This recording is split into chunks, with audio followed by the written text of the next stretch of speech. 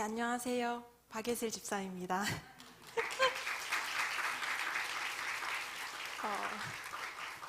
제 소개를 먼저 하자면 저는 학원에서 수학 강사를 하고 있고요. 우리 안디옥 교회에서는 메인 건반 반주를 맡고 있고, 그리고 청년 일부 간사로 섬기고 있습니다. 그리고 진정주 사모님 기도학교 영상에 나오는 기도 배경음악을 연주한 반주자이기도 하고요. 유튜브 에셀나무 채널을 운영하고 있습니다. 그리고 담임 목사님 사모님의 둘째 딸이기도 합니다. 저는 2번이에요. 1번 언니와 굉장히 헷갈려 하시는 분들이 많으시더라고요. 언니한테는 에셀나무 잘 듣고 있다고 얘기를 하시고, 저한테는 작년 9월에 그리스 선교 가셨을 때 기도학교 너무 잘 들었다고 얘기하시는 분들이 많았어요. 저는 2번입니다. 그리고 에셀나무 애청해 주시는 분들 감사합니다. 오늘 저는 그리스도의 향기를 주제로 말씀을 준비했는데요. 앞선 바이블 아카데미 강사분들처럼 저도 기도하고 시작하도록 하겠습니다. 하나님 아버지 감사합니다.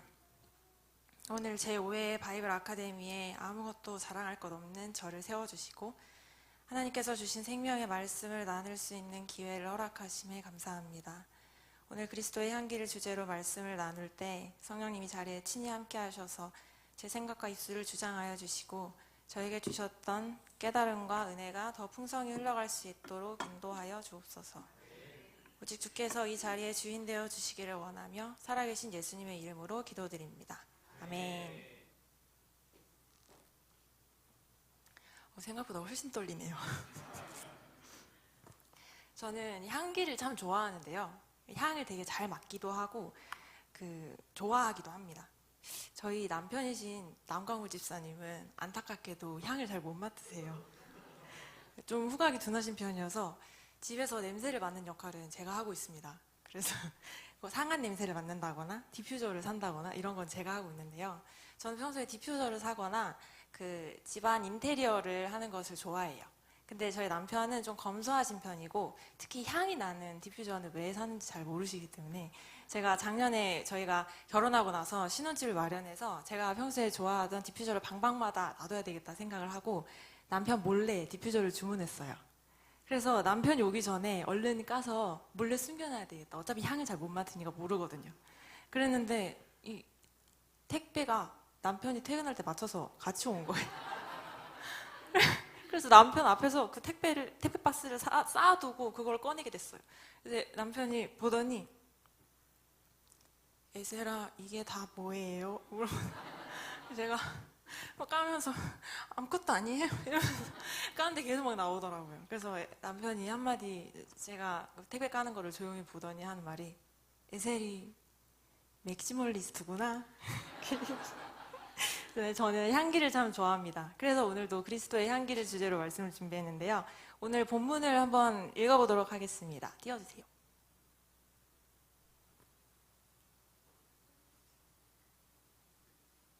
나오나요? 네. 우리는 구원받는 자들에게나 망하는 자들에게나 하나님 앞에서 그리스도의 향기니.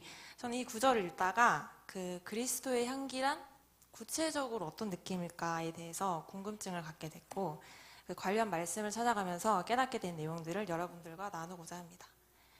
저는 처음에 그리스도의 향기라고 하면 향수를 생각했었어요. 향수를 칙칙. 아침에 일어나서 깨끗하게 씻고 나가기 전에 향수를 칙칙 뿌리고 나가는 거예요. 그래서 세상에 나가기 전에 말씀의 향수를 칙칙 뿌리고 나가는 이미지를 떠올렸었어요. 그런데 그 앞뒤 구절을 보다가 다른 생각을 하게 됐는데요.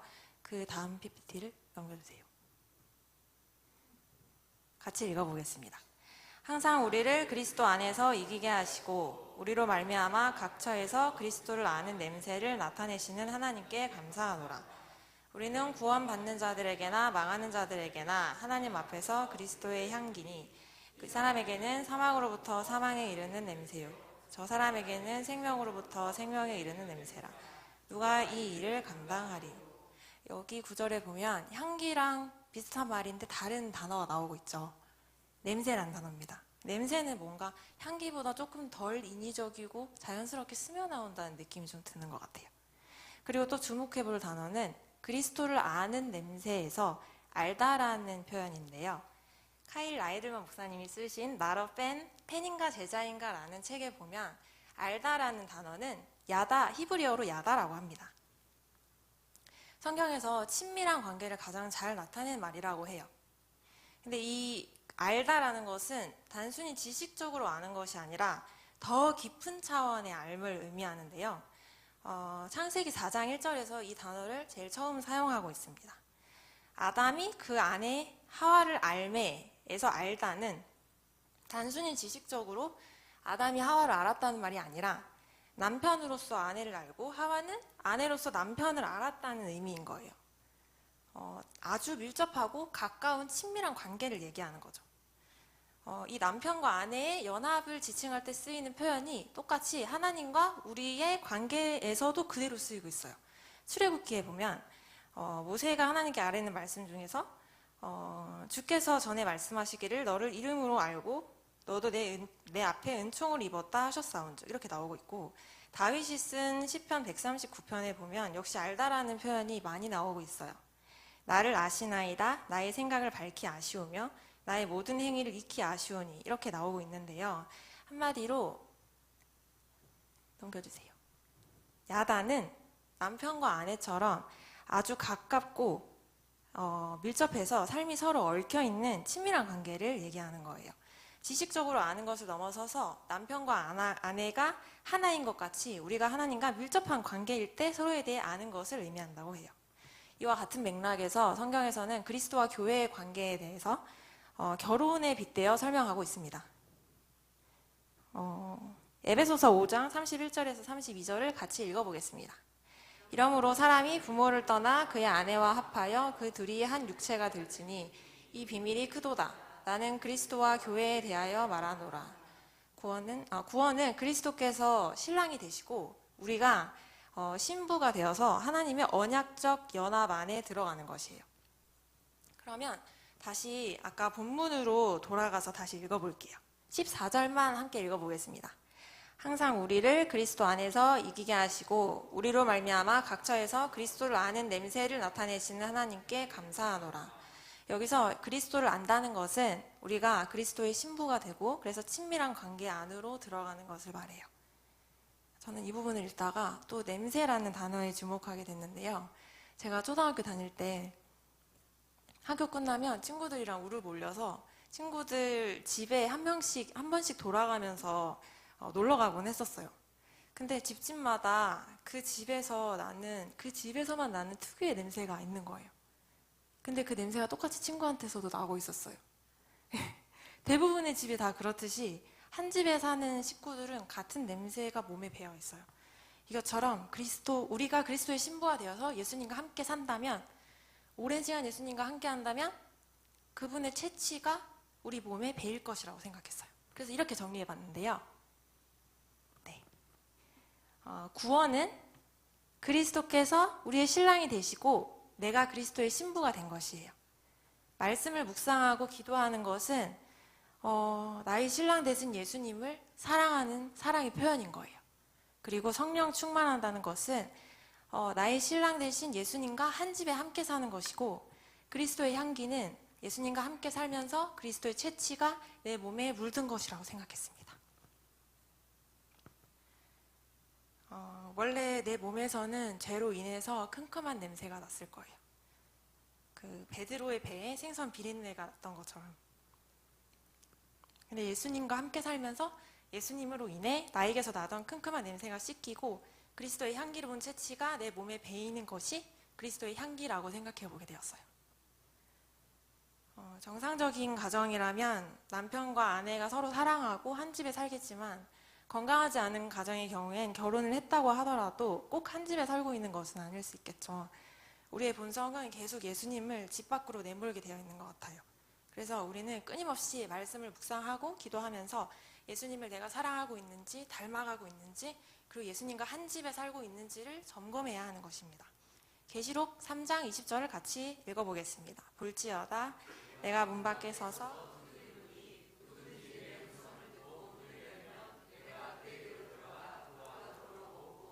나와 더불어 먹으리라. 네, 그렇다면 우리 몸에 배어야 할 예수 그리스도의 향기, 예수 그리스도의 채취란 무엇일까요? 에베소서 5장 1절에서 2절을 다 같이 읽어볼게요. 그러므로 사랑을 받는 자녀같이 너희는 하나님을 본받는 자가 되고 그리스도께서 너희를 사랑하신 것 같이 너희도 사랑 가운데서 행하라. 이는 우리를 위하여 자신을 버리사 향기로운 제물과 희생 제물로 하나님께 드리셨느니라. 이 두 구절에서 향기는 같은 말로 쓰이고 있어요. 그리스도의 향기는 예수님께서 우리를 위해서 십자가를 지시고 자기 목숨을 버리셨기 때문에 예수님이 친히 희생제물이 되셨던 그 향기를 말하는 거예요. 그래서 그리스도의 향기가 우리 몸에 밴다는 것은 우리도 예수님의 은혜에 감사함으로 우리 자신을, 우리 삶을 주님께 드려야 한다는 것을 의미합니다. 요한 1서 3장 16절을 같이 읽어볼게요. 그가 우리를 위하여 목숨을 버리셨으니 우리가 이로써 사랑을 알고 우리도 형제들을 위하여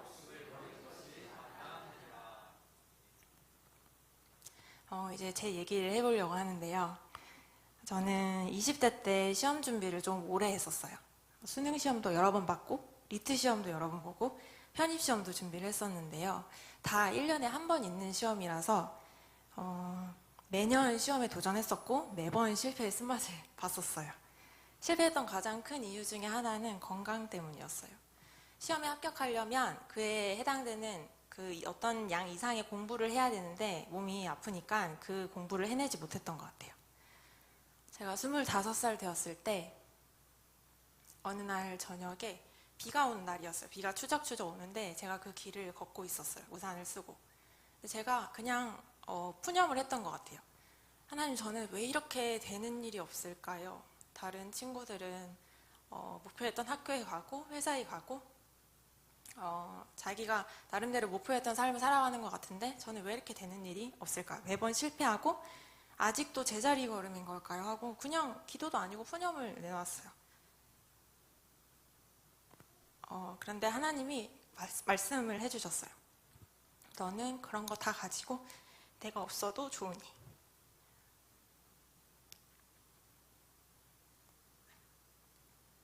그때는 그 부름에 대답을 할 수가 없었어요. 하나님이 없어도 될 것 같았어요. 제가 그런 걸 다 가지면 하나님은 굳이 없어도 될 것 같았어요. 매일 밤에 교회에 나와서 내가 기도를 하고 있었지만 제 기도 제목은 오로지 하나였어요. 그냥 내가 건강해져서 공부를 열심히 하게 되고 그래서 시험에 합격하는 거, 그거 하나였던 것 같아요. 성취에 대한 욕구가 굉장히 컸거든요. 근데 실패를 거듭하고 결핍이 지속되면서 그게 집착이 되고 그걸 얻고자 하는 제 고집과 집념이 제 생명이 됐던 것 같아요.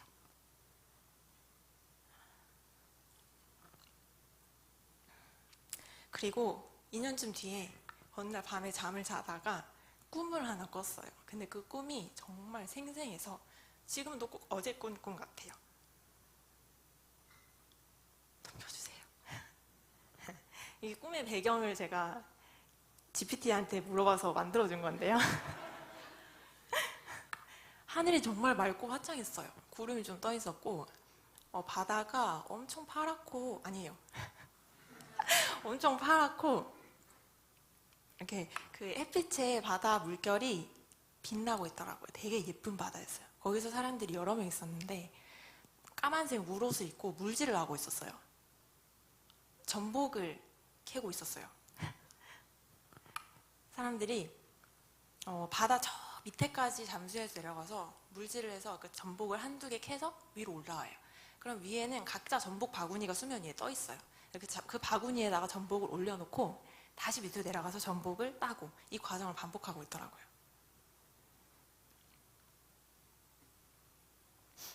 근데 저는 몸이 얼음장처럼 차가웠어요.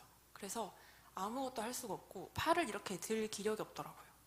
그래서 그 물 밑으로 내려갈 엄두가 안 났어요. 그래서 그래도 나도 옆에 사람이 계속 전복을 캐고 있으니까 나도 전복을 캐야지 하고 고개를 돌려가지고 수면 위에 제가 누워 있었는데 고개를 돌려서 물 밑으로 머리를 넣어봤어요. 그랬더니 그 다음 PPT예요. 네, 이렇게 물이 생긴 거예요. 물이 정말 깊고 차갑고 무서웠어요. 제가 이 기력으로 밑으로 내려갔다가는 정말 딱 죽겠더라고요. 그래서 그냥 그 차가운 바다 위에 누워서 전복 바구니를 배 위에 올려놓고 그냥 멍하게 하늘만 바라보고 있었어요. 옆에서는 사람들이 찰랑찰랑 물질하는 소리가 들리더라고요. 그리고 다른 사람들의 전복 바구니는 점점 채워지고 있었어요. 그리고 그 전복 바구니가 다 찬 사람들은 그 육지로 이제 올라가서 다른 목적지로 향하더라고요. 여전히 제 전복 바구니는 비어 있었고 그 텅 빈 전복 바구니를 배 위에 올려놓고 하늘에 구름이 떠가는 것만 이렇게 바라보는데 눈에서는 눈물이 하염없이 흘렸어요. 그리고 그냥 눈을 감았어요. 그리고 조금 있다가 눈을 다시 떴는데 신기한 일이 벌어진 거예요. 바다가 수영장으로 바뀌어 있는 거예요. 그리고 그 수영장에 물이 빠지고 있었어요. 금세 수영장에 물이 거의 다 빠지더라고요. 근데 거의 마지막에 나간, 이제 사람들이 전복을 다 캐서 나가더라고요. 근데 거의 마지막에 나가는 사람이 있었어요. 제가 아는 사람이 있더라고요. 유엘 언니가 나가는 거예요. 근데 제 생각에는 언니도 자기 전복을 캐는 게 만만치 않았나 봐요. 거의 마지막에 물이 빠질 때 돼서 나가더라고요. 언니가 나가면서 저한테 한마디 하고 지나가더라고요. 저기 전복이 있네? 저거 가서 주워 이러고 자기 바구니를 들고 나가서 언니 바구니 꽉 찼더라고요. 저는 바구니 아무것도 없어가지고 언니가 전복 있다 그래서 저 전복 뭔가 조그만한 게 있는 것 같더라고요. 그거 하나 주워야지 하고 천천히 걸어갔어요. 근데 가서 보고 깜짝 놀랐어요. 그 전복이 바구니만한 거예요. 엄청나게 싱싱한 전복이 살아서 움직이는데 무서울 지경이었어요. 너무 커서. 그리고 고개를 들어서 보니까 몇 걸음 앞에 전복이 한 개 더 있는 거예요. 가서 보니까 똑같은 크기의 전복인 거예요. 그래서 저는 그 바구니만한 전복을 2개를 힘들지 않고 주웠어요. 그리고 꿈에서 깼어요. 여기까지 꿈이었어요. 이 꿈을 꾸고 나서는 저는 이제 그 해 바로 시험에 합격할 줄 알았어요. 근데 여전히 몸은 아프고 공부는 버겁고 시험은 못 봤어요. 그렇게 또 2년이라는 시간이 흘렀어요. 그게 이제 여름에 정교인 수련회를 가서 기도를 하는데 하나님이 제 마음을 보여주셨어요. 제가 저로 완전히 가득 차서 하나님이 들어갈 수가 없더라고요. 다른 사람도 들어갈 틈이 없었어요. 내가 원하는 걸 이루고자 하는 욕심이 너무 커서 하나님이 일하실 수 없는 것이라고 하셨어요. 이건 안 되겠다 싶어서 돌아와서는 집중 기도를 시작했어요. 욕심을 내려놓게 해달라는 기도를 했는데 내 힘으로는 안 될 것 같아서 하나님께 도와달라고 했어요. 그래서 낮에는 화살 기도를 하고 밤에는 교회 가서 열심히 기도했어요. 그렇게 한 달 시간이 지났는데요. 뭔가 마음이 크게 달라져 있음을 느꼈어요. 새로운 세상에 살고 있는 느낌인 거예요. 아침에 일어났는데 그냥 너무 감사했어요. 이제는 알겠더라고요. 내 삶의 주인이 내가 아니구나.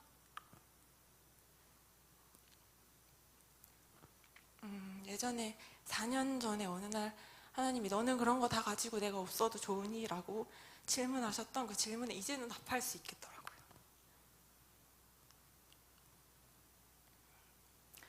아니요, 하나님, 제가 그런 거 다 가져도 하나님 없으면 저는 살 수가 없어요.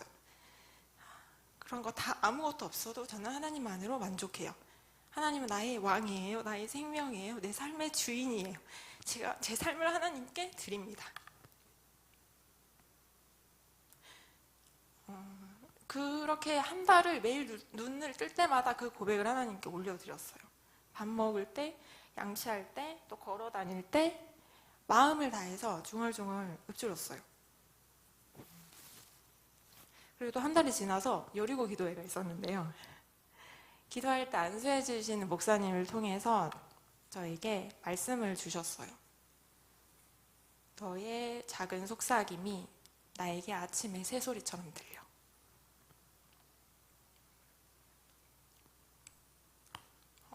저는 그 말씀을 듣고 내가 하나님께 아침마다 올려드렸던 그 고백을 하나님께서 주님께서 나의 생명이심을 인정하는 그 고백을 하나님이 오래 기다리셨구나. 그리고 정말 기뻐하시는구나. 그리고 매일 하기를 원하시는구나. 이렇게 생각했어요.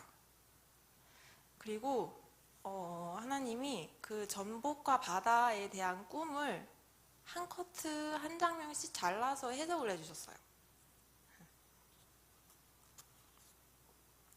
일단은 제가 봤던 그 바다는 20대의 바다래요. 그리고 전복을 캐고 있었다고 했잖아요. 전복은 하나하나의 성취를 의미했어요.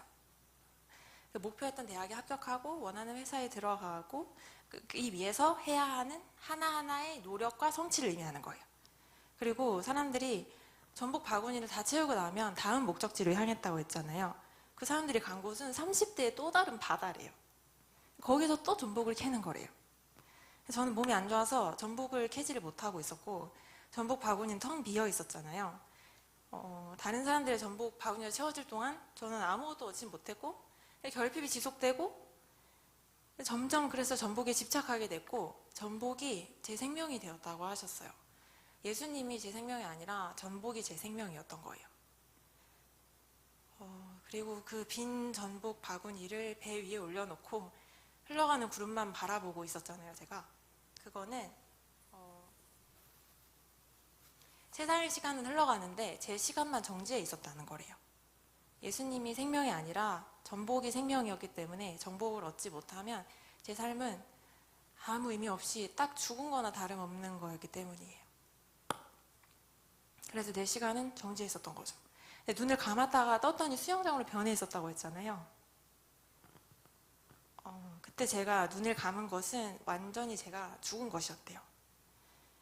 너는 그런 거 다 가지고 내가 없어도 좋으니? 라는 질문에 아니요 하나님, 그런 거 다 가져도 하나님 없이는 살 수 없어요. 예수님이 저의 생명이에요. 나의 삶의 주인이에요. 라고 인정하고 고백하는 그것이 내 의가 완전히 죽은 것이라고 하셨어요. 그 차가운 바다에서 내 욕심과 자기 연민으로 가득 차 있던 욕심 많던 저는 죽은 거예요. 그리고 예수님이 다시 내 생명이 되는 순간 나는 다시 눈을 떴어요. 환경도 완전히 바뀐 거예요. 거칠고 차가운 바다가 아니라 안전한 따뜻한 수영장으로 바뀌어 있었어요. 그리고 정말 수월하게 전복을 얻었죠. 근데 그게 내 힘이 아니라 수영장에 물을 빼신 하나님의 지혜와 능력으로 가능했던 거예요. 여기까지 해석을 해주셨어요. 그리고 이 깨달음을 주신 후에도 저는 여전히 실패를 했어요. 그리고 넘어졌을 때 너무 아프더라고요. 근데 하나님은 제가 넘어졌을 때 흔들림 없이 다시 일어나기 위해서는 말씀의 능력이 필요하다는 것을 알려주셨어요. 어느 날은 유독 기운이 없었어요. 머리가 아프고.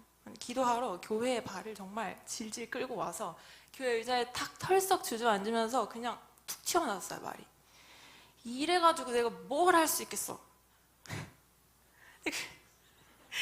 이래가지고 그랬는데 하나님이 제 말이 끝나기도 전에 강하게 말씀하셨어요.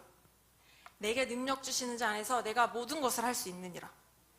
너무 크고 강하게 얘기하셔서 깜짝 놀랐다가 좀 기분이 좋아졌어요. 하나님이 내가 힘든 걸 이제 아시고 내 기도를 들으셔서 이제 내가 건강하게 해주시고 내 시험을 잘 보게 해주시겠다는 의미구나 라고 생각을 했는데 별로 바뀌는 게 없었어요. 저는 여전히 몸이 안 좋았고 제 전복 바구니는 여전히 비어 있었어요.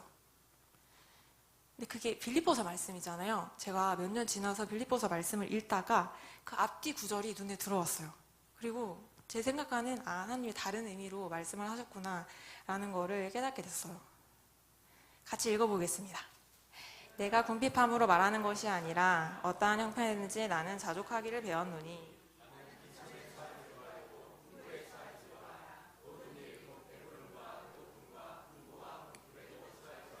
일체의 비결을 배웠노라. 내게 능력 주시는 자 안에서 내가 모든 것을 할 수 있느니라. 사도 바울은 이 고백을 할 때 결코 풍족한 상황이 아니었을 거예요. 근데 궁핍하든지 풍부하든지 환경에 상관없이 자족하는 마음을 배웠다고 했어요. 사도 바울은 말씀의 능력과 성령의 능력만을 의지해서 자기가 원하는 것이 아니라 하나님의 나라를 위해서 그의 일생을 바칠 수 있었던 거예요. 그래서 제가 이 말씀에 부연 설명을 추가해 봤는데요. 내게 말씀의 능력 주시는 자 안에서 성령으로 충만하여 내가 주의 나라를 위해 모든 것을 할 수 있느니라. 내가 이 생의 자랑과 정욕을 위해서 내 결핍을 채울 능력을 하나님이 주시겠다는 말이 아니었어요.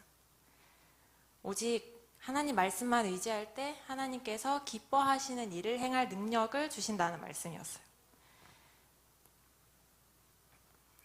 생각해보면 이 말씀을 받고 나서 특별한 일이 있었어요. 제가 여느 때처럼 교회에 가서 말씀을 읽고 기도를 하고 있었어요. 근데 갑자기 선율이 머리 위로 하나가 슥 스쳐 지나가는 거예요. 이게 뭐지? 그래서 그때가 시간이 10시 반이 넘었었어요. 저녁에. 그래서 아무도 없어서 제가 맨날 앉던 자리에 피아노 앞으로 와서 생각나는 대로 코드를 옮겼어요. 그리고 그 위에 멜로디를 입혔어요. 그래서 잊어버릴까봐 녹음을 했어요. 하나님이 뭔가 영감을 주셨나 봐. 그리고 그 다음날이 됐어요. 제가 제 일을 하고 있는데 갑자기 머리에 탁 하고 불이 켜지는 것 같이 번쩍하더니 주변이 어두워지고 내 머리 위로 조명이 켜지더라고요. 그 주변 소리는 작아지고 제가 어제 만들었던 그 선율만 마음속에 크게 들렸어요. 그리고 누가 꼭 불러주는 것처럼 그 선율이 지나가는데 그 밑에 가사가 다다다 붙더라고요. 그래서 그 가사를 잊어버릴까봐 얼른 받아 적고 또 잊어버릴까봐 얼른 컴퓨터에 악보로 적었어요. 그렇게 해서 그냥 찬양 한 곡이 완성이 됐어요.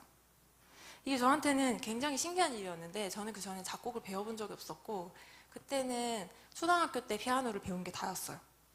그렇게 한 달 동안 눈물 콧물 쏟아가면서 7곡의 CCM을 작곡을 했어요.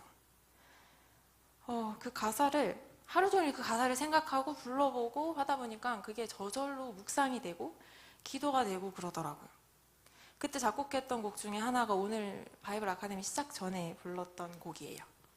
예수를 더욱 알기 원하네.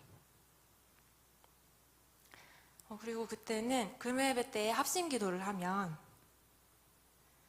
지금 찬양팀이 나와서 같이 반주를 하지만 그때는 피아노 한 대로 제가 반주를 했었는데요. 그래서 정해진 곡으로 하지 않고 제가 원하는 곡을 아무거나 치면 되는 자유가 저한테는 주어졌었어요. 그래서 아무거나 치다가 근데 한 번씩 하나님이 특별히 감동을 주실 때가 있었는데요. 그때는 정말 신기하게 그냥 머릿속에 꼭 악보가 그려진 것처럼 그 합심기도 할 시간이 아니고 제가 혼자 칠 때는 절대 생각나지 않는 선율이 생각이 나서 그냥 피아노로 쳐지는 거예요. 근데 그게 제가 느끼기에는 꼭 피아노로 하는 방언 같았어요. 그래서 제가 그 선율을 통해서 하나님께 기도를 하면 하나님이 그대로 받으시고 그 선율을 통해서 저에게 말씀을 주셨어요. 이게 저희 엄마가 진정주 사모님이 기도학교 영상에서 말씀하신 에셀나무 기도 피아노예요. 그리고 그 기도 피아노를 시작으로 유튜브 에셀나무를 시작하게 됐어요. 돌아보니까 내게 능력 주시는 자 안에서 내가 모든 것을 할 수 있느니라 이 말씀을 받고 저에게 아무 일이 일어나지 않은 게 아니었어요. 하나님은 말씀을 통해서 하나님이 기뻐하시는 일을 내 인생에 행하시는구나 하는 사실을 깨닫게 해주셨던 것 같아요. 빌립보서 2장 13절 말씀을 같이 읽어볼게요. 너희 안에서 행하시는 이는 하나님이시니 자기의 기쁘신 뜻을 위하여 자기의 기쁘신 뜻이라고 해서 저는 처음에 읽었을 때 그렇게 이 말씀이 좋지 않았던 것 같아요. 하나님만 기쁘시고 나는 힘들겠구나. 근데 그렇지 않죠. 하나님의 기쁜 뜻은 결국 나의 기쁜 뜻이니까요. 물론 내가 하나님과 동떨어져 있는 삶이라면 내가 정욕으로 가득 차 있어서 내가 좋아하는 일이 하나님 기뻐하시는 일과 거리가 먼 것이겠지만 내가 예수님과 함께 살고 있고 말씀으로 충만하다면 내가 좋아해서 하는 일은 하나님이 기뻐하시는 방향과 점점 겹쳐질 것이기 때문이에요. 너희에게 소원을 두고 행하게 하시나니에서 소원은 하나님이 먼저 내 마음에 갈망을 심어주신다는 이야기고 행하게 하신다는 것은 그 일을 실제로 행할 힘까지도 하나님이 공급해 주신다는 의미인 거예요. 이런 일들을 통해서 하나님은 저에게 두 가지 일이 동시에 일어나야 된다는 것을 깨닫게 해주셨어요. 비우는 것과 채우는 것이. 그리스도의 향기가 내 몸에 배이려면 내가 예수님과 함께 살아야 하잖아요. 근데 말씀이신 예수님이 내 집에 들어오려면 내 고집과 의를 버려야 하는 거예요. 손에 꽉 쥐고 있는 전복을 미련과 집착이 묻어있는 전복 바구니를 하나님께 통째로 드리고 나를 비우는 거예요. 그런데 진짜 중요한 건 그 빈자리를 반드시 말씀으로 채워야 된다는 거였어요. 빈자리로 말씀을 채우지 않으면 금방 원상복구되고 전보다 더 안 좋아지는 거예요. 마가복음 12장 43절에서 45절을 읽어보겠습니다. 더러운 귀신이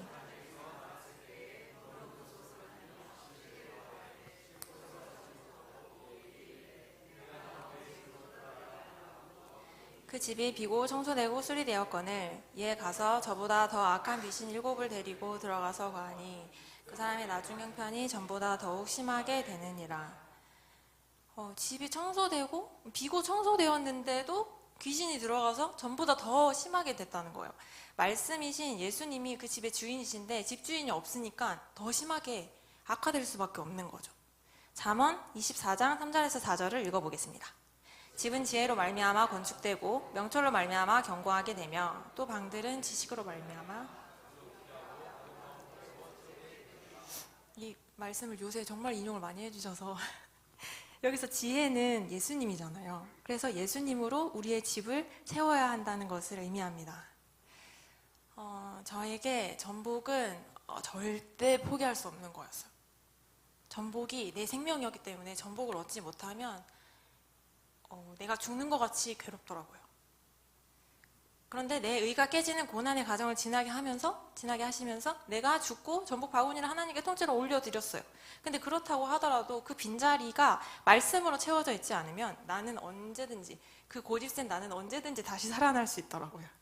아니면 다른 전복에 의지하게 될 수도 있겠다는 생각이 들었어요. 왜냐면 제가 있던 바다는 20대 바다였는데 그 다음 사람들이 향한 곳은 30대, 40대, 50대 그 이후의 바다니까요. 바다는 계속 펼쳐져 있고 우리는 전복을 계속해야 해요. 내가 생명처럼 여기는 전복은 여러 가지가 될 수 있을 것 같아요. 지금의 저는 성취였지만 나중에는 돈과 명예가 될 수 있고 가족과 자녀가 될 수 있고 혹은 하나님께 드리기 너무 아깝게 느껴지는 내 시간이 될 수 있고 절대 버릴 수 없는 자존심이 될 수 있을 것 같아요.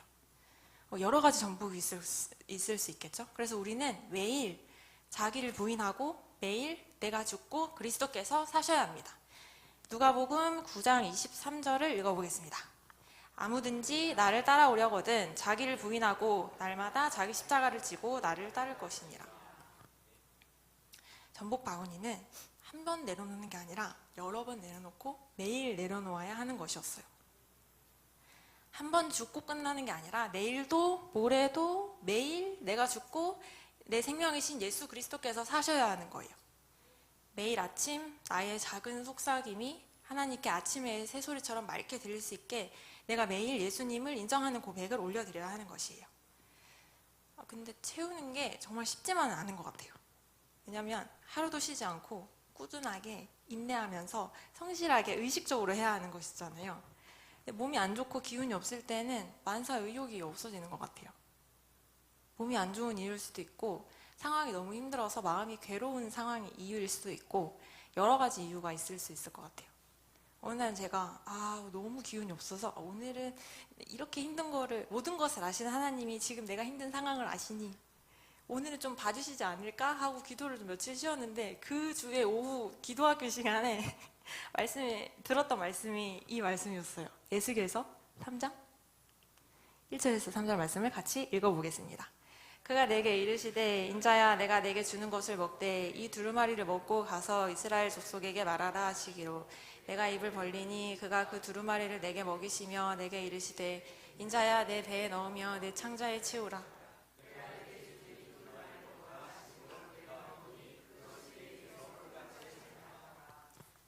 말씀을 매일 묵상하고 암송하고 한다는 것은 꼭 두루마리를 먹는 것처럼 어색하고 매번 시작하기 꺼려지는 일일 수 있지만 그럼에도 불구하고 억지로 먹어야 한다는 거였어요. 억지로 먹었을 때, 의지적으로 먹었을 때 그 말씀이 내 입에서 꿀같이 달고 내 몸에 양약이 된다는 뜻으로 말씀을 해주셨어요. 그리고 또 하셨던 말씀이 예수님의 옷자락을 만졌던 혈루증 여인에 대한 말씀이었는데요. 그 진정주 약사님께서 또 피가 부족하면 생기는 증상에 대해서 얘기를 해주셨잖아요. 눈이 잘 안 떠질 정도로 기운이 없고 머리가 정말 아팠을 것이다. 그 여인은. 근데 제가 딱 그랬거든요. 근데 그럼에도 불구하고 혈루증 걸린 여인은 쉬지 않고 간절한 마음으로 예수님의 옷자락을 붙잡았던 거예요. 그렇게 우리도 해야 하고 예수님의 옷자락을 붙잡는 것은 말씀이신 예수님을 듣고 묵상하고 암송하는 것이다 라고 하셨어요. 그래서 요즘은 예수님의 말씀을 읽을 때, 암송할 때 예수님의 옷자락을 내가 지금 한번 잡는다라는 생각으로 묵상을 하고 있는 것 같아요. 네. 그 다음, 비우고 채웠으면 이제 흘려보내야 합니다. 내 의를 버렸고 그리고 그 자리를 말씀이신 예수님으로 채워서 예수님과 함께 살고 있다면 이제 그 채취를 내 몸에 물들여서 밖으로 흘려보내야 하는 거예요. 제가 이번 송구영신 예배 때 시편 1편 3절 말씀을 받았는데요. 오늘도 언급을 묵도하실 때도 이 말씀을 해주시고 기도학교 시간에도 언급을 해주셨어요. 그는 시냇가에 심은 나무가 철을 따라 열매를 맺으며 그 잎사귀가 마르지 아니함 같으니 이는 그가 하는 모든 일이 형통함이로다. 너무 우리가 잘 아는 말씀이고 익숙한데 이 말씀을 받았을 때는 사실 조금 막연했어요. 그래서 내가 뭘 해야 될까? 시냇가에 심은 나무가 형통한 것 같이 내가 앞으로 내 삶을 형통하게 해주시겠다는 말씀인가? 이렇게 생각을 했는데 그러고 나서 마침 설교 말씀을 듣는데 이 말씀을 여러 번 언급을 해주셨어요. 기도학교 시간에 그 시편 1편 1절에서 3절 말씀을 인용을 해주셨는데요.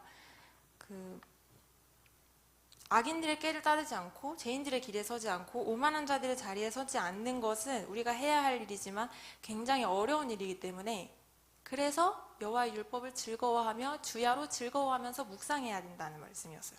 그러면 우리 삶이 시냇가에 심은 나무처럼 형통해진다는 말씀인 거죠. 그래서 제가 받은 말씀은 3절이지만 해야 될 것은 1절과 2절에 있구나 하는 것을 알게 됐어요. 그리고 신년 축복성회 때 둘째 날 윤민영 목사님께서 같은 구절 1편 3절 말씀을 언급을 해주시면서 형통한 사람은 형통하게 하는 사람입니다 라고 말씀을 해주셨어요. 저는 제가 형통한 것을 생각했는데 형통을 흘려보내야 한다고 말씀하시는 거예요. 그리고 신년 축복성의 마지막 날 담임 목사님께서 또 같은 구절을 언급해 주셨는데요. 동일한 의미의 다른 구절을 여러 개를 언급을 해주셨어요. 예레미야서에서는 물가에 심어진 나무, 그리고 창세기에서는 요셉은 샘곁에 무성한 가지라, 시편에서는 주의 복락의 강물을 마시게 하시리이다. 에스겔서에서는 이 강물이 흐르는 곳마다 모든 생물이 살고 바닷물이 되살아나고 각처의 모든 것이 살 것이며 이렇게 말씀하고 있어요. 생수가 흐르는 샘 곁에 심어졌다는 것은, 시냇가에 심은 나무라는 것은 지속적으로 말씀이 흐르는 곳에 내가 있는 것이고, 말씀이신 예수님이 머무는 그곳에 길이 열리고 치유가 있고 능력이 임하고 형통한 삶이 열린다는 말씀을 전해주셨어요. 이 말씀들을 통해서 저는 나를 비우고 말씀으로 채운 다음에 그것을 내 안에 고여있게 하는 것이 아니라 흘려보내야 하는 것이구나, 강물처럼 흘려보내야 하는 것이구나, 예수님의 채취가 내 몸에 배어서 그리스도의 향기가 내 몸에서 풍기게 되는 것, 그것이 내가 형통한 사람이고 또 형통하게 하는 사람이겠구나 라는 것을 깨닫게 되었어요. 말씀을 마무리하겠습니다. 중요한 것은 전복을 얻느냐 얻지 못하느냐가 아니었어요. 전복보다 중요한 것은 하나님을 인정하는 거였어요. 근데 물론 하나님도 전복을 캐는 거를 좋아하실 거예요. 왜냐하면 그 전복 바구니도 하나님 주신 것이고 바다도 하나님 것이니까요. 근데 이제 우리는 하나님의 물음에 대답을 할 수 있어야겠어요. 너는 그 전복을 다 가지면 내가 없어도 좋으니? 그 전복 없어도 온전히 나로 인해 만족할 수 있겠니? 포도나무에 열매가 없고 감람나무에 소출이 없고 우리의 양이 없고 매한간에 소가 없어도 다 여호와로 인해 기뻐할 수 있겠니? 이 물음에 우리가 답할 수 있을 때 우리가 죽고 그리스도께서 사시는 삶을 살게 되는 것입니다. 성령님과 동행하면서 성령의 열매를 맺게 되는 것이에요.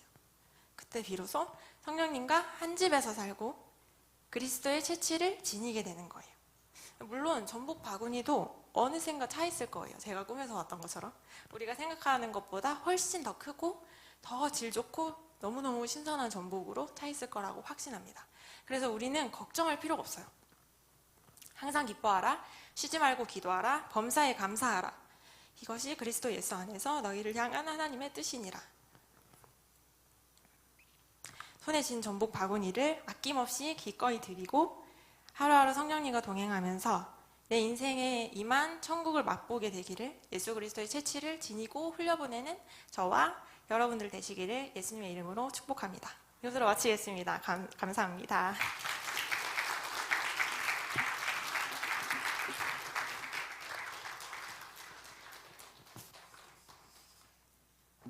네, 너무나도 은혜로운 강의이자 말씀이었습니다. 여러분도 마음에 큰 울림과 또 하나님께서 주신 메시지들이 각각 있을 줄 믿습니다. 이어서 우리 잠깐 Q&A 시간을 좀 가졌으면 좋겠습니다. 네, 여러 가지 귀한 포인트들 하나님께서 주시는 메시지들이 많이 있었는데요. 어떤 마음에 여러분 마음속에 레마의 말씀으로 하나님께서 놓고 하셨는지, 또 개인적인 질문도 괜찮습니다. 네, 여러 가지 질문을 또 해주시면 감사하겠습니다. 아니, 에셀 나무가 나오게 된 배경도 얘기해 주시고, 또 그 하나님께 받은 감동으로 그 작곡을 한 얘기를 했는데, 그거를 알고 나서는 우리가 맨 처음에 불렀던 그 노래를 다시 부르면 느낌이 다를 것 같아요. 그걸 한번 다 같이 불러봤으면 좋겠어요. 네, 좋습니다. 네, 일단 찬양 한 곡 찬양 올려드리고 다음 질문 이어가도록 하겠습니다. 예수를 더욱 알기 원하네, 우리 반주해 주시면, 우리 PPT 아까 준비된 거 띄워주시면 감사하겠습니다. 네.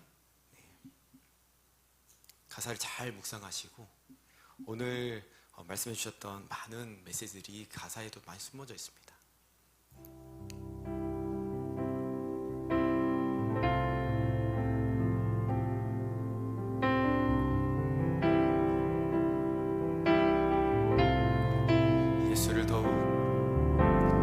예수를 더욱 알기 원하네, 주를 더욱 알기 원하네, 예수를 더욱 알기 원하네, 주를 더욱 알기 원하네. 그의 고난은 나의 허물이요, 그의 상함은 나의 죄악 때문이라.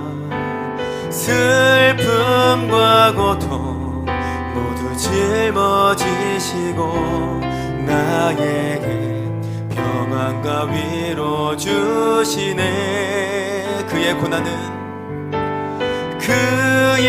고난은 나의 허물이요, 그의 상함은 나의 죄악 때문이라.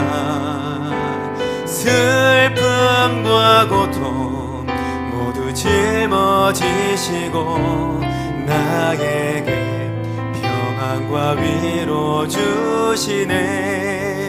예수를 더욱 사랑합니다. 예수를 더욱 사랑합니다. 주를 더욱 사랑합니다.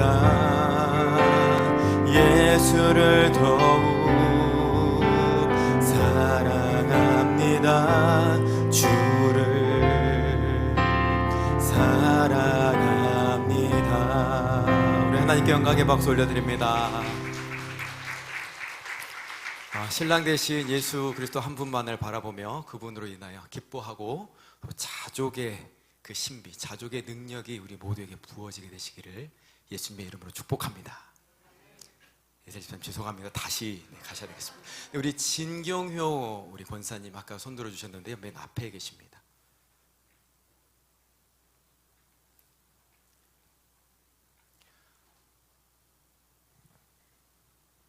아무도 말씀 안 하셔가지고 제가 먼저 했습니다. 질문은 아니고 전 너무 많이 감동받았고요.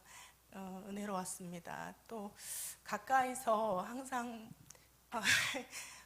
봤어서 힘들어하는 거는 알고 있었는데, 또 하나님이 그렇게 깊이 만져주시고 인생을 통해서 어떻게 에셀이의 인생을 통해서 어떻게 하나님이 일하실 건가 하는 것을 밑에서부터 차곡차곡 하나님이 다져오신다는 그런 느낌을 받았어요. 그래서 하나님이 정말 크게 사용하시고 하나님의 일꾼이 되실 거라는 그런 기쁨의 말씀이었던 것 같아요. 그리고 꿈을 꾸고 또 그 꿈을 하나님이 또 해석해 주시고 그 하나하나를 매번의 삶에 적용하고 깨닫고 하는 모습이 너무 아름답고 멋있고, 네, 나이가 훨씬 어린 조카지만 참 본받을 만하다 그런 생각이 들었고요. 또 우리도 다 같이 하나님께서 우리 인생 가운데 주시는 모든 고난과 그 환경 가운데 일어나는 그런 것들을 잘 해석해서, 항상 목사님이 얘기하실 때 해석이 좋아야 된다 말씀하시잖아요. 그래서 그렇게 잘 해석해서 더 큰 영광 하나님께 돌리는 그런 모든 안디옥 교회 성도님들이 됐으면 좋겠습니다. 너무 은혜 받았습니다. 네, 감사합니다. 네, 이제 감사합니다. 네, 우리 김미수 집사님, 네, 계십니다. 너무 아름답고요. 예뻐요. 지금 보면서 저도 많이 감동받았는데 사모님이 기도학교 때 말씀이 기억나는 게요. 사모님이 예전에 그 전도사님 시절에 사모로 활동할 때 같은 나이 또래의 남자 그 성도님인가 청년인가 말씀하셨을 때 그때 사모님이 하나님한테 왜 거기 청년은 모든 게 잘 되고 건장하고 멋있고 또 성도들의 찬송을 받고 부러워했던 게 하나님께 여쭤보니까 그는 의인의 자녀다. 그러면 사모님이 그러면 우리 자녀도 의인의 자녀로 만들어 달라는 말씀을 기억을 나더라고요. 지금 정말 하나님의 의인의 자녀로 만들어가고 계시는 걸 느꼈어요. 네, 감사합니다. 하나님께. 감사합니다. 하나님께 영광. 네, 질문을 하나 있어요. 질문, 네. 질문 예, 제가 그 전체적인 찬양할 때 금요 성령 집회 때 찬양을 할 때 피아노를 반주했을 때 뭔가 모르게 그 은율 느껴져요. 혹시 그 은율이 직접 부르시는 건지 제가 보지를 못해가지고요. 흠입처럼 이런 식으로 음료를 제가 계속 듣거든요. 아닌가요? 예, 아니 근데 반주하면서 흠임하면 그런 거를 제가 계속 들어요. 뒤에서 저희 엄마가 하시는 건 아닐까요? 아, 그런가요? 왜냐면 저희 마이크가 있긴 한데 예. 이게 여기 메인 스피커로 안 나오고 우리 악기 하는 사람들하고만 들리는 거여가지고 네, 그래서 그래요? 너무 그 허밍이 너무 선율이 좋고 아름답고 계속 그게 매주 들려요. 저는 그게. 그래서 혹시 직접 부르시는 건가? 예, 그게 되게 궁금했었어요. 이 앞에 있지만은 이렇게 볼 수가 없었어. 예, 그랬습니다. 어쨌든 그러면 그 반주에서 들렸겠네요. 어쨌든 감사합니다. 네, 급하게 마무리를 해주셨지만, 네, 그 귀한 반주 하나님께서 주신 그 감동으로 치는 반주기 때문에 그걸 통해서 하나님께서 많은 또 감동의 그 흐밍도 허락해 주신 줄 믿습니다. 네. 또 질문 또는 또 은혜 받았던 거 우리 최호정 권사님 뒤에 계십니다. 손 들어주시면 마이크 드리겠습니다. 오늘 정말 말씀 잘 들었는데요. 저에게서 올해 요한계시록 1장 3절 읽는 자, 듣는 자, 또는 지키는 자, 그렇게 하는 자가 복되다고 말씀하셨잖아요. 그리고 귀신이 떠나가고 오늘 말씀을 통해서 귀신이 들어오지 못하게끔 뭐 이렇게 허무가 밀려오든가 또 약간 뭐 진짜 결핍이라든가 내게 없는 것이 생각난다든가 그럴 때 오늘 더욱 우리는 말씀을 그때 읽어야겠다 이런 생각을 했고요. 말씀이 정말 살아 운동력이 있는 말씀이잖아요. 그냥 말씀은 그냥 이렇게 지나가다가도 확 내 말에 다가올 때가 있더라고요. 나에게 하시는 말씀이 있고 또 지나가다가도 이렇게 슬쩍 들리는 말씀에 우리는 진짜 하나님의 음성을 듣는 자로서 더욱더 정말 이렇게 뭐 신비하는 거를 쫓는 게 아니라 정말 하나님 말씀을 들으려고 귀 기울이는 자, 그러는 자가 돼야 될 것 같은 그런 생각이 들었습니다. 오늘 말씀 정말 잘 들었어요. 귀한 말씀을 통해서 그 하나님이 이렇게 이끌어가는 삶을 통해서 은혜 받았습니다. 감사합니다. 감사합니다. 네.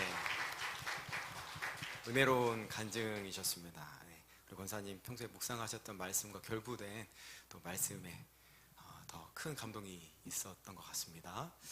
네, 또 또 많이 좋습니다. 우리 앞에부터 하겠습니다. 이지영 집사님. 네. 오늘 너무 은혜로웠고요. 저도 지금 40대의 그 전복과 하나님을 놓고 지금은 깨닫고 있는데 30대에 아셔서 너무나 얼마나 귀한지 너무나 감사해요. 저 한시라도 빨리 알았을 때가 너무너무 귀하고 감사한 것 같아요. 피아노 치시는 거 보고 늘 감동받았거든요. 그래서 너무 귀하다는 생각을 많이 했어요. 그래서 누군가는 정말 하나님께 영광 드리고 싶은 피아노 반주를 하고 계신 거에 많이 만족하시고 감사하고 이렇게 하셨으면 좋겠어요. 저도 피아노를 너무너무 치고 싶지만 그렇게 안 되는 부분은 또 있는 것 같아요. 그래서 너무 오늘 은혜롭게 들었고 질문 하나가 있는데요. 정말 하나님은 1대1이신 것 같아요. 목사님과 사모님이 그렇게 가정을 위해서 기도를 하셨음에도 불구하고 또 이게 집사님별로 또 하나님이 만져주심이 있는 거에 1대1이시구나. 하나님은 그런 마음을 받았고요. 결혼하시니까 어떠신지, 그리고 또 결혼하시니까 어떠신지, 그리고 또 앞으로 자녀 계획은 어떻게 있으신지 그게 궁금하네요. 결혼은 더 일찍 할 걸 그랬다는 생각 중입니다. 너무 좋아요. 제가 부족한 부분이 굉장히 많은데 그거를 저한테 맞춰서 잘 품어주시는 분을 만나서 너무 하나님께 감사합니다. 그리고 자녀는 계획 중에 있습니다. 주시면 감사할 것 같습니다.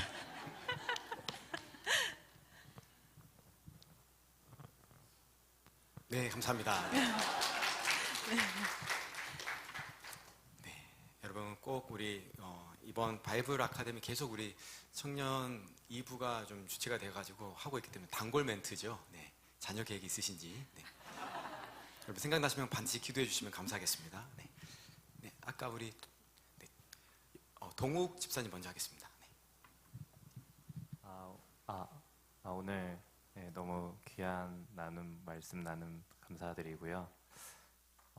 궁금한 점은 이제 20대에 이제 거의 10년, 이제 30대까지 10년의 시간을 어찌 보면 훈련의 시간이었을 수도 있고 하나님께서 깨닫게 하시는 시간을 주셨다고 생각할 수 있을 것 같은데 이제 30대로 접어드신 지 얼마 안 된 걸로 알고 있어요. 그래서 하나님께 혹시 기대하는 30대의 바다로 넘어가게 되셨는데 30대 하나님께 기대하시는 바가 있으신지 궁금합니다. 제가 말씀을 준비하면서 12월까지도 사실 이번에 제가 그리스도의 향기를 준비하면서 3가지를 말씀드렸잖아요. 버림과 채움과 흘려보냄을 말씀드렸었는데 얼마 전까지만 해도 버림과 채움까지만 생각을 했었어요. 근데 송구영신 예배 말씀을 받고 이게 흘려보냄이구나 하고 계속 그 말씀을 언급해 주시면서 깨달음이 저에게 있었고, 그래서 30대부터는 내가 이제 나 중심으로 사는 것이 아니라 하나님의 은혜로 충만해서 그것을 흘려보낼 수 있는 사람이 되어야 되겠다 라는 마음이 들었어요. 그래서 그것은 제 간증이라기보다는 앞으로 해야 될 것, 그리고 깨달음을 얻었던 것, 그리고 목사님과 사모님을 통해서 저에게 주셨던 것을 풀어서 설명을 드린 거였는데, 제가 그 하나님께 바라는 바는 흘려보냄을 훈련받는 거예요. 네, 감사합니다. 네, 감사합니다. 흘려보내고 훈련받는 또 귀한 기쁨이 있는 30대 우리 박예슬 집사님 되시길 축복합니다. 네, 아까 누구 손들? 네, 최미 집사님입니다. 앞에 계십니다. 네, 오늘 말씀에 대해서 되게 기대했는데 기대 이상이었던 것 같아요. 근데 우리가 왜 하나님이 말씀이 안 들릴까? 내가 사모하고 있는데 하나님이 말씀을 내가 못 듣는 것처럼 착각하고 사는데, 오늘 결론은 역시 우리가 다른 곳으로 가득 차 있다는 생각을 하게 됐어요. 그래서 우리가 하나님의 영광을 위해서 살고 하나님하고 살고 있는 것 같지만 사실은 내 안에 내가 너무 가득한 거죠. 그래서 겉으로 보기에는 우리 목사님, 사모님 사랑 안에서 우리 집사님도 충만할 것 같은데 그 결핍이 있었잖아요. 근데 내가 정말 하나님 사랑 안에서 충만한 것 같은데 내가 내 욕심으로 가득 차서 역시 하나님의 말씀을 내가 못 듣는구나 하는 생각을 했고, 또 아까 기도학교 사모님 말씀을 통해서 역시 나는 죄인이라서 하나님의 말씀을 못 듣는구나 하는 생각을 하게 됐어요. 그래서 그 말씀을 채우는 것, 그것이 우리가 의지적으로 나가야 되고 하나님께 온전히 순복해 드려야 된다는 거, 우리가 습관으로 하나님의 자리에 나가야 된다는 생각을 했고요. 그리고 우리가 하나님의 말씀으로 채워져서 온전히 하나님의 영광을 나타내는 향기로운 제물이 될 때 우리 삶을 통해서 하나님이 온전히 역사하실 수 있다는 생각에 들었습니다. 오늘 정말 말씀 너무 감사했고요. 예, 너무 좋았습니다. 감사합니다. 감사합니다. 감사합니다. 네, 혹시 또 있으시면 한 분만 더. 네, 우리 일서병지입니다. 네. 먼저 일단 바이벨 아카데미를 통해서 이렇게 좋은 말씀 흘려보내주셔서 너무 감사드리고, 그 에셀 집사님께서 그 계속되는 이 실패를 통해서 결핍을 얻게 되고 그거를 통해서 집념이 생기면서 자기 자신의 감정이나 능력에 계속 매몰되는 상황이 있었잖아요. 그거를 어떻게 보면 거의 죽은 상황이나 다름없다 하셨었는데, 사실 진짜 그 상황에 진짜 빠지게 되면 진짜 아무것도 생각이 나지 않는 경우가 많잖아요. 진짜 가슴이 거의 턱턱 막히고, 그 하나님께 내 기도를 해도 이게 진짜 받아들여질지 스스로를 또 의심하게 되고 그런 상황이 오게 되는데, 이 상황을 어떻게 빠져나오는지 따로 도움이 된 기도나 말씀이 따로 있을지 여쭙고 싶습니다. 맞아요. 그 한번 빠져나오면 거기서 자기 힘으로 빠져나오기는 참 어려운 것 같아요. 그런데 의지적으로 그래도 조금 휴식을 취하면서 그래도 예배를 빠지지 않고 나오고 있으니까 계속 인풋이 있잖아요. 그거를 최대한 받아들이려고 노력을 했던 것 같고, 그리고 그런 상황에 있을 때는 제가 힘든 거를 주변에서 너무 잘 알기 때문에 그 저희 부모님과 언니가 중보를 정말 많이 해줬어요. 그래서 아마 제가 하나님이 또 더 빨리 깨닫게 해주시지 않았을까 하는 생각도 듭니다. 네, 중보 기도의 능력을 통해 또 하나님께서 주신 말씀을 통해 또 하나님께서 새 힘을 공급해 주셨는 줄 믿습니다. 혹시 또 있으신가요? 네, 우리 김현미 우리 집사님입니다.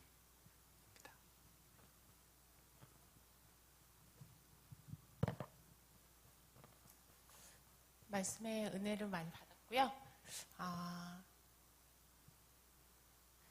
우리 자신에 대해서 하나님과의 우리 사이에 정체성을 바로 알고 내가 누구인지,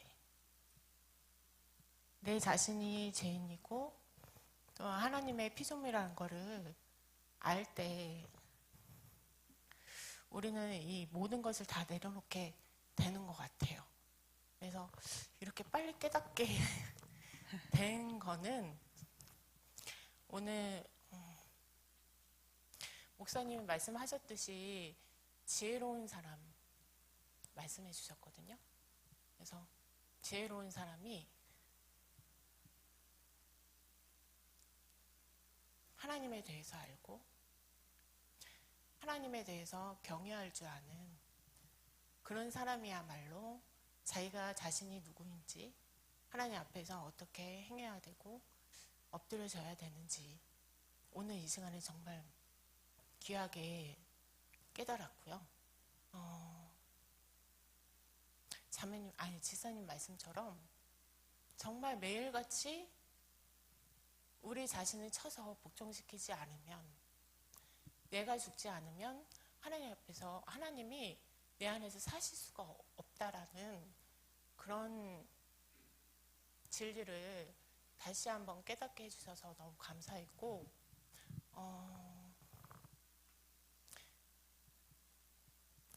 일단은 사단과의 싸움도 우리가 매일 해야 되지만 자신과의 그 싸움도 우리가 매일 해야 되겠다. 피나는 싸움이다. 피나는 전쟁이다. 그런 삶에서 하나님의 말씀과 정말 은혜 앞으로 나아가는 길, 그 길은 정말 우리한테 생명이다. 그런 거를 오늘 배운 것 같아요. 그래서 예수 그리스도의 향기, 그 향기가 우리 자신을 내려놓고 성령으로 말미암아 말씀으로 채워주고 또 흘러갈 때 정말 하나님이 그거를 우리한테 기쁜 소원으로 이루어 주시고 그 많은 사람들한테 기쁨이 된다는 거를 오늘 정말 절실히 깨달았고요. 정말 떨리네요. 근데 깨달았고 많은 것을 또 생각하게 하신 것 같아요. 저의 의는 정말 사실 없거든요. 저 항상 죄인이고 악한 것밖에 없어요. 나올 게. 정말 다시 제가 기도를 계속 하는데도 불구하고 난 죄인일 수밖에 없고 내가 가진 거는 하나도 없고 정말 하나님의 완전하신 의와 지식과 지혜는 하나님이 완벽하신 분인데 그 하나님을 붙들면 우리가 되는데도 불구하고 내 자신을 죽이지 못하고 지금도 내 자신이 살아서 나의 것을 가지고 성취하려고 하는 그런 부분이 저에게 항상 있더라고요. 저도 이렇게 말씀 들으면서. 그래서 오늘 말씀 너무 감사했고요. 날마다 하나님 앞에 은혜 자리에서 정말 내 자신을 복종시키며 정말 십자가 앞에 내 자신을 못 받고 하나님으로 충만케 되어지는 역사가 우리 성도들과 많은 사람들에게 충만해졌으면 좋겠습니다. 네, 감사합니다. 감사합니다. 집사님 감사합니다. 네, 정말로 귀한 또 Q&A 시간이었습니다. 나는 날마다 죽노라도 이렇게 집사님 말씀해 주셨는데 어제 죽었는데 오늘 또 죽어야 되나? 네, 날마다 죽노라. 저는 이렇게 생각해요. 하나님께서 가장 영광 받으시는 그런 부분은 우리가 뭐 성공시켜 주셨을 때, 뭔가 잘 되게 하셨을 때, 낮에 하나님을 찬양하는 것도 너무 귀한 일이지만 그것보다 더 아름다운 노래는 밤에 부르는 노래입니다. 고난을 주셨을 때 여전히 하나님을 신뢰하며 우리 예살 집사님의 그 일대기를 간증해 주셨듯이 계속 끊이지 않게 성전에 나와서 말씀 보고 기도하면서 찾아가야 할 방향을 주님께서 인도해 주심을 느꼈습니다. 그러므로 주님께서 가장 좋은 방법, 비우고 말씀으로 채우고 흘려보내는 것까지 그런 은혜가 모든 저와 여러분에게도 그 향기가 우리 안에 들어와서 많은 사람들에게 그 그리스도 향기를 품어내는 저와 여러분 되시길 예수님의 이름으로 축복합니다. 무엇보다도 죄를 고백하고 연약함을 고백하는 그 분이 가장 아름다운 분입니다. 죄를 고백할 때 하나님께서 가장 영광 받으십니다. 연약함을 고백할 때 하나님께서 가장 영광 받으십니다. 왜냐하면 예수 그리스도의 피, 예수 그리스도의 역할이 가장 중요한 게 죄사함이잖아요. 하나님께서 일하시기 시작하실 것을 믿습니다. 우리 에셀 간사님 잠깐 축복하며 우리 통성으로 한번 기도했으면 좋겠습니다. 반주가 없어도 괜찮습니다. 하나님, 우리 박에셀 집사님 성령의 충만함으로 옷 입혀주시고 더 영적으로, 육적으로, 마음적으로 건강해져서 하나님께서 주신 사명 잘 발견하고 흘려보낼 수 있는 우리 박에셀 집사님 30대가 되어줄 수 있도록 축복하여 주옵소서. 또 하나님, 태의 문을 열어주셔서 귀한 아름다운 주님께서 허락하신 자녀를 허락하여 주옵소서. 가정에도 더 놀라운 하나님의 계획들이 부어지게 하시며 주님의 영광과 기쁨을 위해서 사용되는 우리 집사님 부부 되게 해달라고 우리 주여 한번 부르고 기도하며 축복하며 나아갑시다. 주여! 하나님 아버지 감사합니다. 우리 박에셀 집사님을 예수 그리스도의 이름으로 축복합니다. 오늘 귀한 하나님 말씀의 나눔을 허락하여 주셨습니다. 하나님 그 무엇보다 예수님을 사랑하는 신부의 마음으로 예수님이 얼마나 아름다우신 분이신지, 다른 것 다 버려도 예수님만을 붙잡겠다는 예수님이 전부라는 그 자족의 마음 하나님 깨달을 수 있도록 은혜 주심을 감사드립니다. 하나님, 이제는 더욱더 주의 말씀을 사모하고 충전받아서 많은 사람들에게 예수 그리스도의 향기를 내뿜는 귀한 삶을 살아가게 되기로 원합니다. 하나님, 우리 집사님의 인생을 더 축복하여 주시옵소서. 복음의 전달자로 하나님의 사랑을 나타내는 주님의 향기를 전달하는 주의 사랑의 전달자로 써주시며 아버지, 개인적으로도 가정적으로도 교회적으로도 맡은 일에 모든 성령의 충만함으로 일하게 하시고 열매 맺게 하여 주시옵소서. 하나님께서 놀라운 일들을 계획하시고 계신 줄 믿습니다. 더 주님의 음성을 잘 듣고 많은 사람들에게 주의 말씀을 전달해주는 그런 아름다운 사명들, 또 하나님 반주를 계속하고 있습니다. 더 큰 성령의 충만함으로 하나님 많은 사람들의 마음에 감동을 주며 아버지여, 말씀에 들어갈 공간이 확보되어지는 그 영감 있는 반주자로 사용되어 줄 수 있도록 주님 축복하여 주시옵소서. 하나님 감사합니다. 주님 감사합니다.